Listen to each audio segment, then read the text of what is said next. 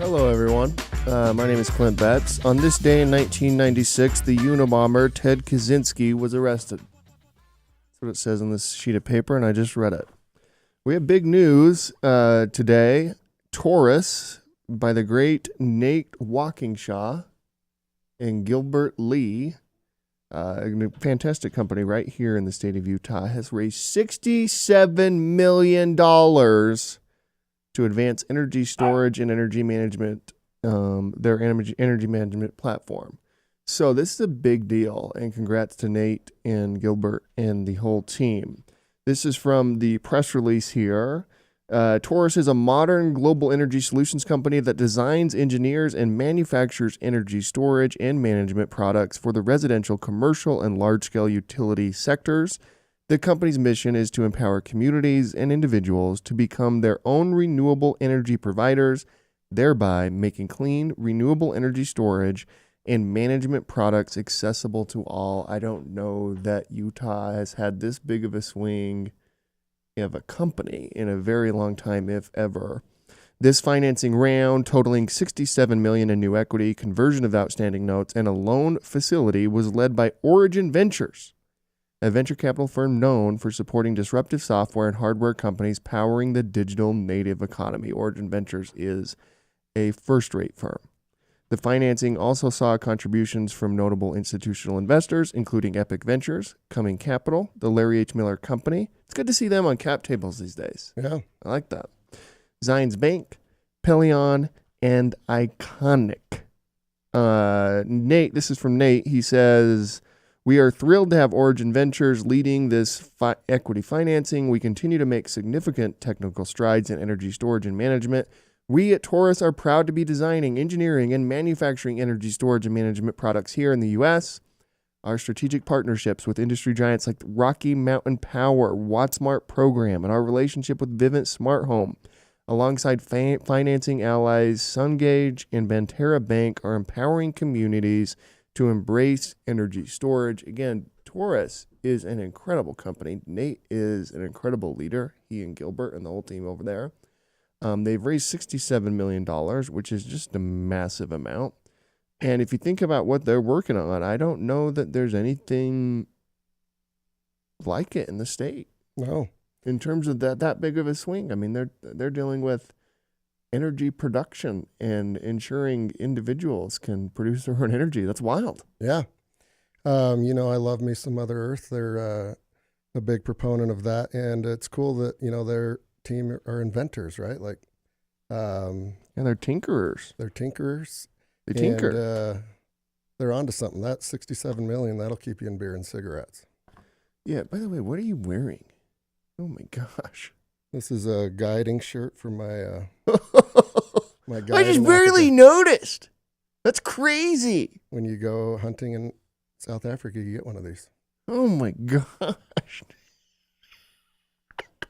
Apologies for him. Congratulations to Taurus.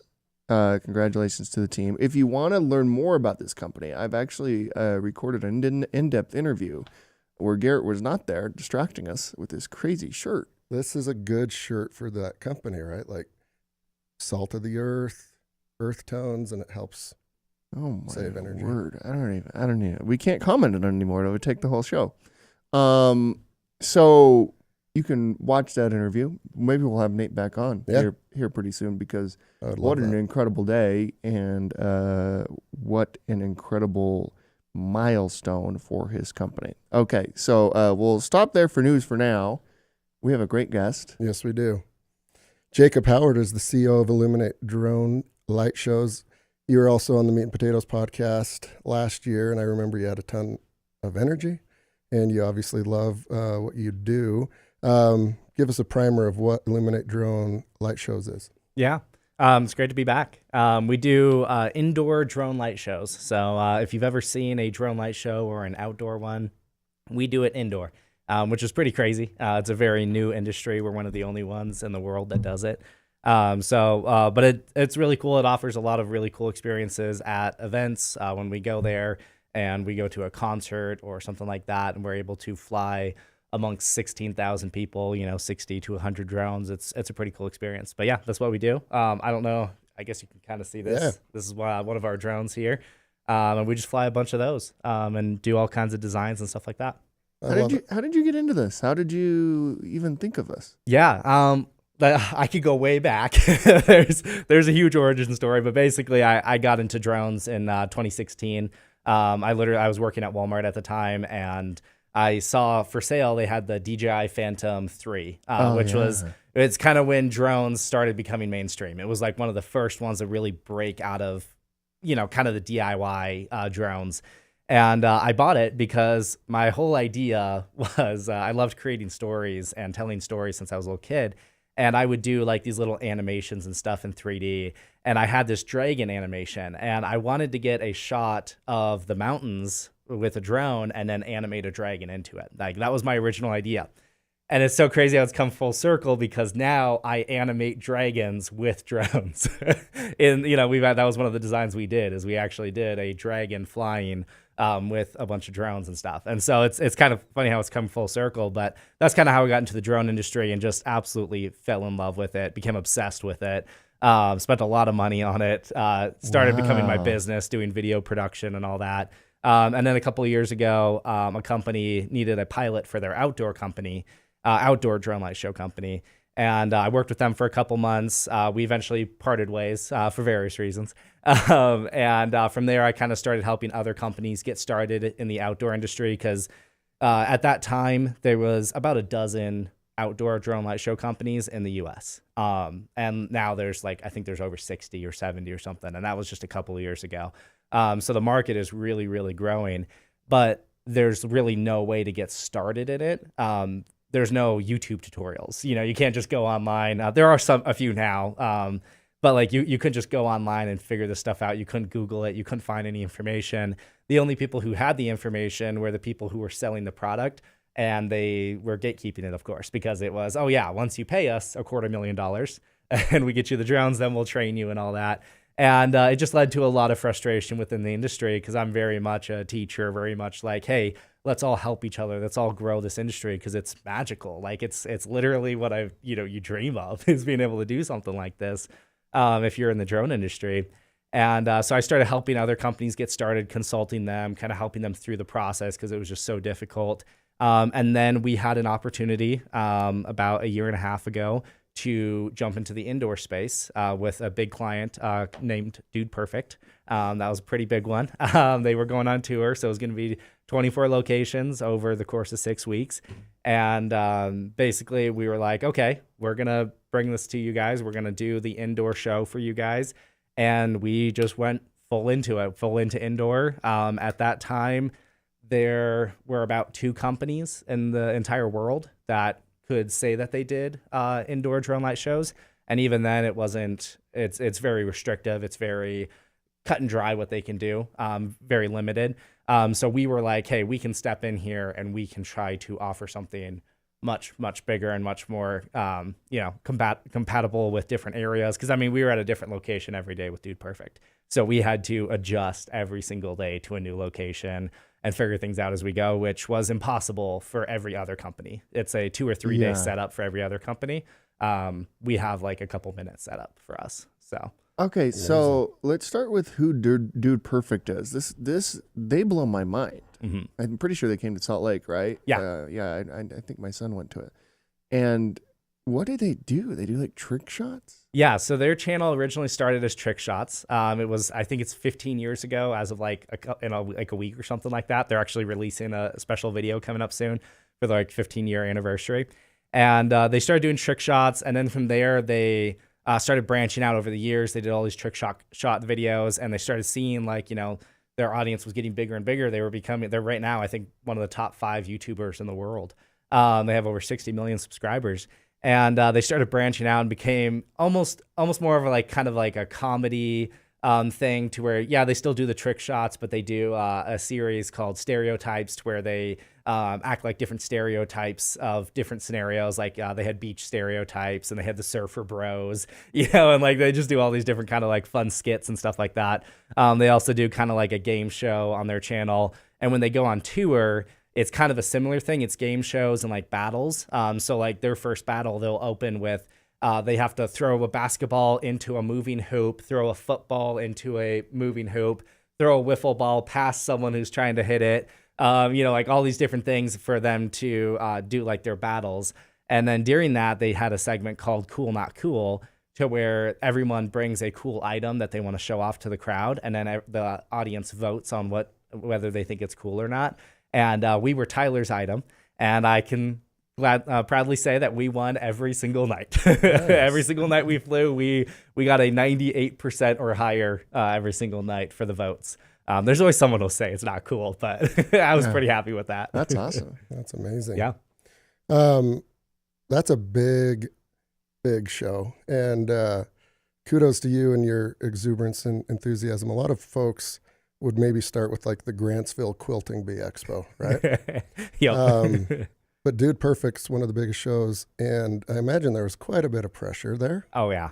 The pressure was insane. The stories I could tell, and it wasn't directly like from the guys or that there was, any kind of that kind of pressure, as much as just like, we're here to do the best show possible. And we're in front of, 12,000 to 14,000 people. When we were in Utah, that was one of our biggest shows. And, it was like over 14,000 people.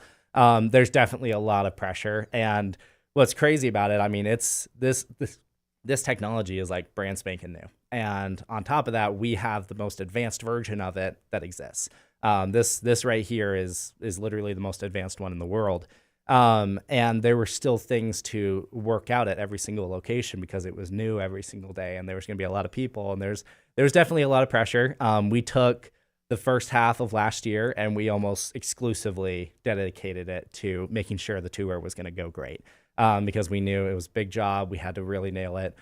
So we didn't, like all of last year, we really didn't try to bring on any clients. We just went all out on it. We were going to make this tour the best it can possibly be. And there were some things that were rough. 2 of the 24 nights, unfortunately, did not fly. There was too much interference to where we weren't able to take off the drones. The second night of tour was one of those nights, which that's rough because we spent 4 days of rehearsals and we had it down. We were good. We felt good and confident. We flew the first night. The crowd erupted. Nobody in the U.S. had ever seen something like that. So it was just really, really exciting. The next day, our initial test went fine. We get to the final tests and nothing's working. It's not connecting. We're doing everything in our power to try and fix it. And I'm just like crumbling inside because I'm seeing everything fall apart. And I'm like, oh no, this is terrible. And we weren't able to fly that night. And I will say, like, the guys were unbelievably amazing about it. Like, I was like working it, and they're like coming over, and they're like, "Hey, it's okay, dude," and like patting me on the back or giving me a hug, and like even Panda was there. That's their mascot. He's like giving me a hug and stuff. And it was just great to be like, okay, I know like we failed dramatically in this, and it was really, really rough. But just they were all there, like, hey, this stuff happens. We understand. They knew it was our first time on tour. They knew there was going to be some of these things. And yeah, so we've come a long way since then. There's a lot of things that, I mean, even on tour that we had to adjust and see, oh, okay. From then on, the rest of tour, we did a full site test every single morning. I would wake up, like the bus would stop. I would get out of the bus. I'd load the drones out before we'd even set up anything. And I was doing an initial site test because we had to know, and we were able to really adjust to it and be like, okay, how can we make this better? And it was a great learning experience, but yeah, that pressure was definitely there. What is the interference? What is that? So that's where it gets kind of confusing, because the way these signals work, it's on a radio frequency and a way, because it uses what's called UWB, so ultra wideband, and it's done in a very direct way. So really, there shouldn't be any interference, normal interference. Like you could put a Wi-Fi signal right next to it. You could put your radios. You could do whatever you want, and it's not going to cause any interference because they're running kind of in totally different realms. So when we encounter those places where there is interference and the drones aren't connecting, that's where it's like, okay, something really, really weird is going on here. And at that location, I was like, you know what? I have a feeling it's not the arena, because, you're inside, there's hundreds of Wi-Fi bases. You never know what could be causing it. And so we actually went outside and we tried to connect the drones and they still wouldn't connect. So our theory is that there was some kind of aliens. Aliens, yes, exactly. There was a cell tower, a new installation of things. Some outdoor shows have been affected by new emergency towers that get put in for like emergency response. And some of these things are on, it's not like commercial. It's not like it's available stuff that we can really look at. It's government stuff. And the second show we couldn't fly was actually in San Diego. And that we just flat out blamed on the naval base, which it's a huge naval base right there. I'm pretty certain that they're doing something that's not on our books, and it's something we can't really figure out. So yeah, that's probably a fair assumption. Yep. Well, there's a lot of R&D that goes into this, right? You've got those frequencies. Is there dirty air? Right? Like if a drone steals the other drone's air, they could. Yes. So we definitely, that's one of the difficult parts about what we do with the indoor is we have spacing issues. So the average outdoor drone light show has 400 feet of space to fly in the US. Other places, they can go thousands of feet, but our regulations cut us down to 400 feet. Well, that means those outdoor drones can stay 15, 20 feet away from each other. Well, that's great. They're not going to be, having any issues with each other. Our drones, we fly them about this far from each other. So that means like we have to be very careful about how we do it. So if we want to do a design where the drones are like stacked on top of each other, we have to tilt the design so that the drones, are this one's pushing its air down here and this one's pushing its air down here. Because if they get over top of each other for too long, this one's going to get all the prop wash of this drone, and that's going to start causing some oscillations. And then once you get too many oscillations, it goes, you know what? I don't know what I'm doing anymore. I'm going to land. And that was one of the things that we spent months on in the beginning, figuring out, like, what are the limits? How much can I push it? And we had to test nonstop. I mean, I got so many photos and videos of all our tests that we did, hundreds and hundreds of tests, days and days and days. Me and my wife and our 2 kids at a warehouse, swapping out batteries for months on end, just working on these test shows. And now I really don't have to fly test shows most of the time because I know now, like, how far can I push it? What are the boundaries? And so I can design a show and don't really have to worry about it that much, and be like, oh no, is it going to cause an issue once we actually start flying? So we've definitely perfected it a lot in the last year. If we went back on tour again, it would definitely be a different experience because we've been able to perfect things a lot more, and make it a better deal all in all. So that's amazing. What other shows have you done? We just got back from Puerto Rico. We did a show with Jay Wheeler. He's one of the most popular Latino artists down there. There's 16,000. Garrett knows him. Garrett talks about him all the time. There were 16,000 people every night there. We did a 60 drone show. I think he performed 44 songs every night. It was like a 3-hour concert. It was slice of heaven for you, big guy. It was 44. It was unbelievable. It was crazy. And what was really crazy about that show is like, it was almost like most of the audience was female. And so at the end of every performance, like the screaming was just so up there, so loud. When the drones landed, the screaming was so loud, my ears started vibrating. I thought they were going to burst because it was so loud. I literally covered my ears and ducked my head because I'm like, oh no, I'm going to lose my hearing. Wow. And I was like, I've never heard a response like that. But combine it with, this romantic singer and 16,000 people and a drone show that has never been done in Puerto Rico before. We were the first one to ever do an indoor drone light show in Puerto Rico.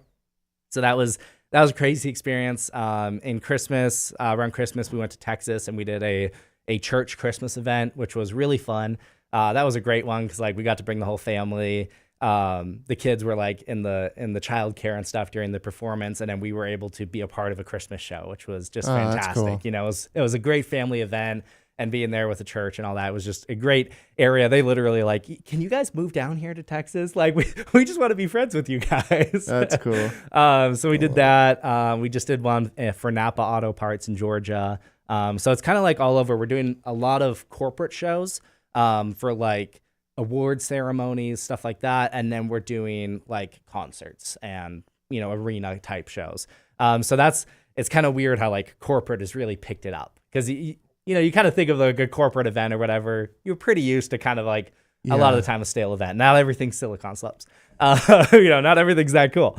But it's been really cool, like seeing, and I've been talking to a lot of the production companies who are like, yeah, these events keep like every year they're like, we need to do something more. We need to get like people excited about it for these corporate events, and they're like award ceremonies and stuff. So I'm like, hey, I'm all for it. Yeah, that's that is why I'm cool. here. So Yeah. Yeah, corporations have stepped it up quite a bit yeah. in recent years. Yeah, because we all know what it's like to be at an event where it's just kind of dragging on and you're just looking at the clock. We know you want to go to a Jay Wheeler event. We already know that. But Nothing will compare to it. It's all he talks about. All day long. He's like, can I go to a Jay Wheeler? eventually I will. It's crazy. Should have gone with us. I know.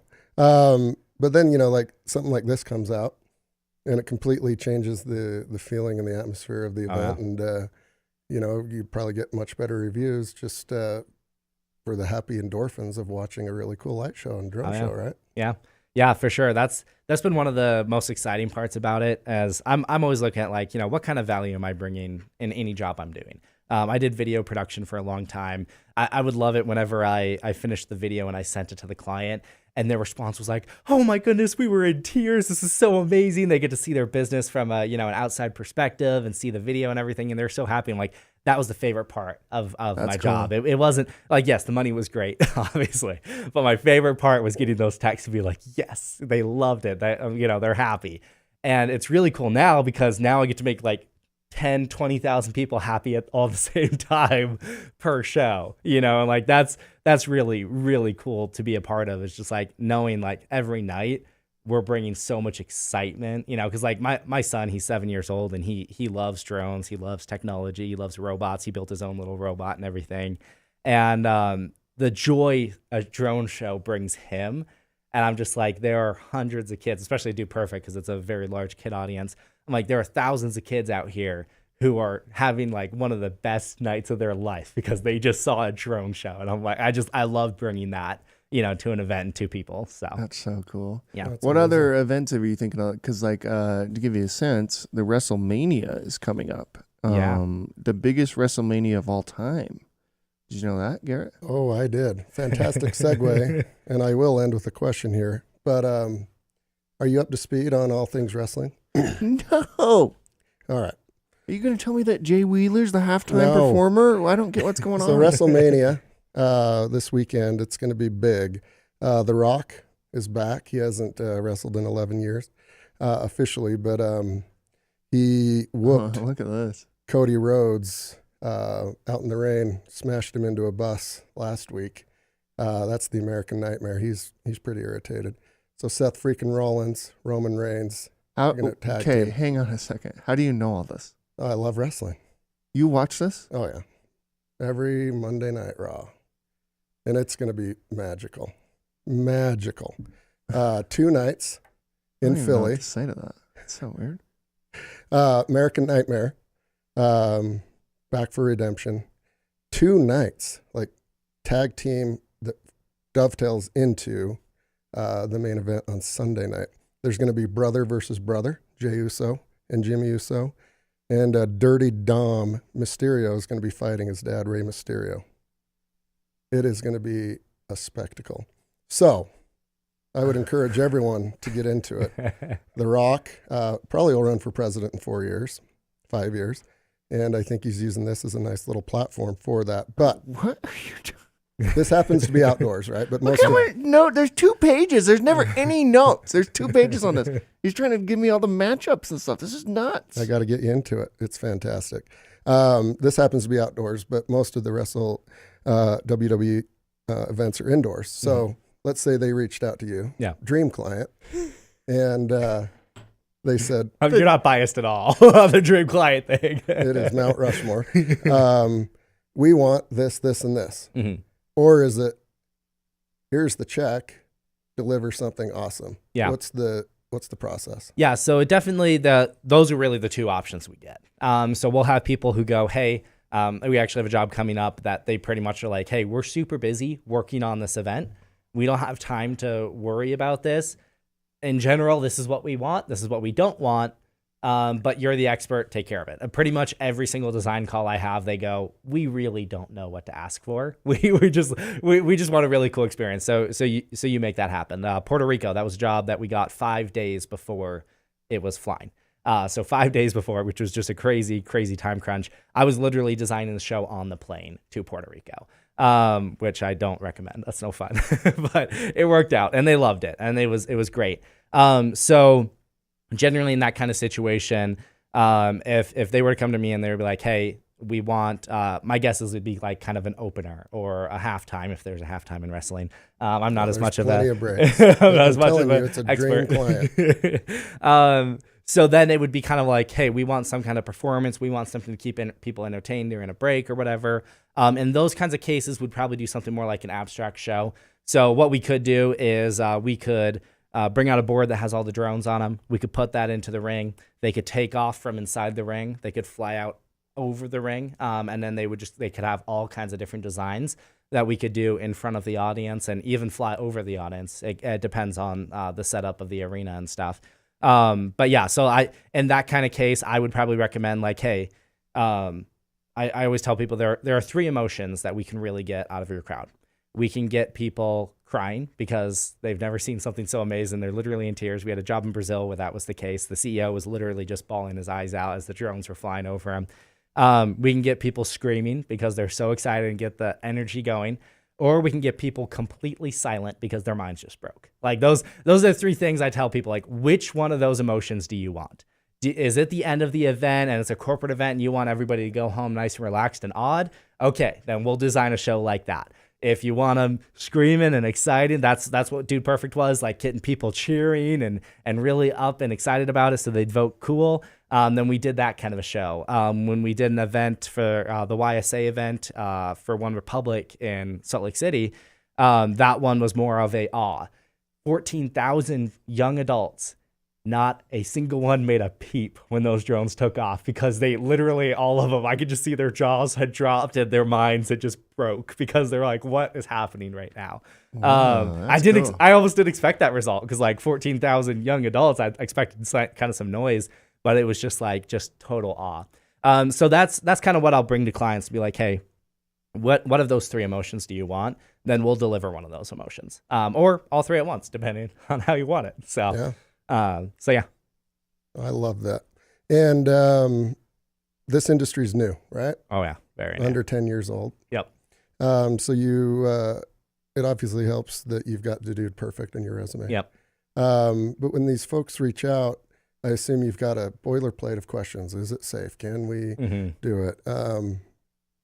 What's the quickest way to alleviate these? Yeah. Questions and doubts. What happens is people go to my website. That's where we're getting most of our leads and stuff. We're #1 on Google for all SEO related to indoor drone light shows, which was great. And so people go there. There's a lot of information there. I try to give people as much information as possible without like overbearing them with it. But like we tell a general price range on our website, which nobody else really does. Or if they do, it's super inflated so that they can, negotiate with it. I'm kind of settling on like, hey, these are our price ranges. This is where we're sitting. So a lot of our information's already there to kind of give them an idea. From there, as soon as they submit a form, like literally I'll get a notification on my phone. It has their number. I click their number and I call them. Every single time I get people, what? I just submitted the form and you're calling me already? And I'm like, yeah, absolutely. And they're like, that's amazing. I remember being taught at one point and, when I was getting into business, people are like, hey, you can't seem desperate. You can't seem like, too excited. You got to wait time or whatever. And I'm like, nah, people love it. Nobody has gone, wow, you must be desperate for shows if you're calling me right away. Yeah. Like people love it. And I get people excited about the show. So honestly, I sometimes have to tell people like, hey, here's some questions I'll answer for you. Because they're like so excited for the show. They're like, okay, yeah. I'm going to pitch it over. And I'm like, hey, wait, there's a few technical things we have to go over because, depending on a couple of different things we got to look at. But I have a pretty rehearsed, kind of script that I kind of go through and like, hey, this is generally how the drone shows are set up. This is what we're looking at. The biggest questions are usually like, hey, can you do my company logo? We only have this much a ceiling height. Can you fly in this situation? And then we're able to kind of just like answer that and move along with it and stuff. So, but yeah, honestly, my goal whenever I'm talking to somebody is to get them excited about it. And that I found has been a very good tactic because once they're excited about it, the technical side of it, we can figure that out. I can figure out pretty much any location. as long as I have enough time. Like this job we're doing soon, like I don't have a whole lot of the information because they're kind of like we don't have a lot of time to work on this. We just want you to take care of it. I'm pretty much showing up there the day of, and I'm going to have to figure out a lot of the details. And I'm totally chill about it because I know I can, like it just, and there's no point in stressing about it or pushing them because it's like, hey, they paid, we're good to go. I'll figure it out. That's what I'm here for. So. That's cool. That's so cool, man. Real quick, today's show is brought to you by the Masters of Business Creation program at the University of Utah's David Eccles School of Business, a top-ranked school for entrepreneurship. Give me this camera, Weston. The straight on one, dude. It's available online or in person and mixes practical support with professional degree program. Learn more and apply to the Masters of Business Creation at eccles.utah.edu/MBC. The Masters of Business Creation program is an accelerator packaged as a master's degree. Having the ability to do this program online is amazing. Whether they're just starting a business or a little bit further along, there are so many people out there that could benefit. There you have it, folks. There you have it. Jacob, what's next? How do you grow this thing? I mean, what do you do? Where do you go from here? This is incredible. Yeah. So Garrett and I were talking a little bit about this before we got on. Right now, I'm one of the only providers in the U.S. who offers indoor drone light shows. I'm one of the only ones in the world. I'm pretty much the only one in the world who actually offers like the flexibility that we have. A lot of other systems, they can do indoor shows, but it's very restrictive. They have a 2 or 3 day setup time, and that obviously kicks out a lot of different events and stuff. So we own like 90% of the market right now. We have like 90% of it, which is just absolutely crazy. However, that market right now is very small. It's very, very small because just a lot of people don't know about it. Every show we do is an ad for our shows, which is great. That definitely helps. We're number one in Google. That's all things that are helping us grow. But the goal right now is actually to start growing that pie by introducing other companies into it. So I know some people are going to think I'm crazy by actually introducing competition, but I think it's a good move because the competition is going to happen anyway. I might as well be a part of that, and so we're looking at it's almost like a franchisee model. It's kind of a hybrid. Obviously, it can't exactly fit into a franchise model because it's a service-based thing that you can't geographically limit it at all. Because if I'm in Texas, I can't be restricted to only doing shows in Texas, because if I go on a tour, I'm doing the whole world now or whatever. So there's a lot of details we're figuring out and stuff, but basically that's kind of the goal is to grow the companies involved with it. And that's going to grow more leads, which will grow the pie. And then all of a sudden, yes, I may only then own 20% of a pie, but it's going to be 50 times bigger. And that's, obviously going to be a lot more money for everybody. And like I said before about like, bringing joy to people is really a huge part of what I do, but also helping people. Like I've been in so many circumstances throughout my life and working businesses and stuff where I've seen other people, struggling and trying to get business started. That's why I consulted with outdoor companies for so long because they just spent $250,000 and they couldn't get their drones to take off or they didn't know how to design the shows. And I was like, hey, I want to come in, I want to help because I hate seeing that. I hate seeing when people start a business and it's really hard for them to get going and stuff. So I want to help with that process. I want to be like, hey, here's a turnkey solution for you. You make the deposit, you get the drones, you get the training, you get everything you need to go out and you could be profitable within your first 2 or 3 shows. That is our model right now that we're building, which is crazy because who starts a business and is profitable within 1 or 2 months? That's crazy. But it's right now the market totally supports that kind of growth. And so that's kind of my goal is hey, how can we spread this out? Because eventually we'll get to the point, I don't care to be 1,000, employee company, I would rather we have a network of 100 companies and there are a bunch of people out there running companies and we're the hub of that and we help with that. And we're the hub. So everything is still working because of how we're developing it and stuff. But yeah, that's kind of the goal there. And we have a lot of things going into that. In about 6 months, I'll be able to talk a lot more about what we're developing or have developed at that point. But it's really exciting. I literally wish I could talk about more of it because it's really exciting for sure. That's awesome. Come back in 6 months. I definitely will. Let's talk about it, man. That's incredible. Yeah. Man, I've learned a lot. I relearned that Jacob's awesome and he has great energy. what you just said makes perfect sense to me. Yeah. I think it would make perfect sense to a lot of folks. And I think it's awesome that Dude Perfect practiced empathy when they had a chance to. Yep. Good for them. Yeah. That's it was the right way. it was great. One of the when I went outside to test the drones and stuff, one of the guys, his mic went out at that location as well. And because apparently that location had some issues, and so one of the mics went out, and he's running out to the bus to get his other mic and stuff, and he's running by me, and he's like, "Dude, it's okay, my mic just went out too." And I'm just like, he's stressed out. He didn't have to do that, but he sat there and made sure that I was feeling better about the situation, because I mean they could see that I wasn't. It's not like it didn't work, and I was like, oh well. Yeah. I was running around, my face was red, like you could tell, like I was doing everything in my power to fix it, and yeah, they took that with empathy and sympathy and stuff, and that was great. So definitely a lot of respect for them for that. Well, congratulations on everything, man. It's so cool. Thank you. It's unbelievable. Yeah. And right here from the state of Utah. Yep. Hey, who do we have tomorrow? Anna Robertson is the co-founder of The Cool Down. Oh, cool. Yeah. Are you excited to watch WrestleMania? Did you get that? Yeah. I said cool. Yeah. All right. See everybody tomorrow. I'm not excited for WrestleMania. Unbelievable. That's so crazy.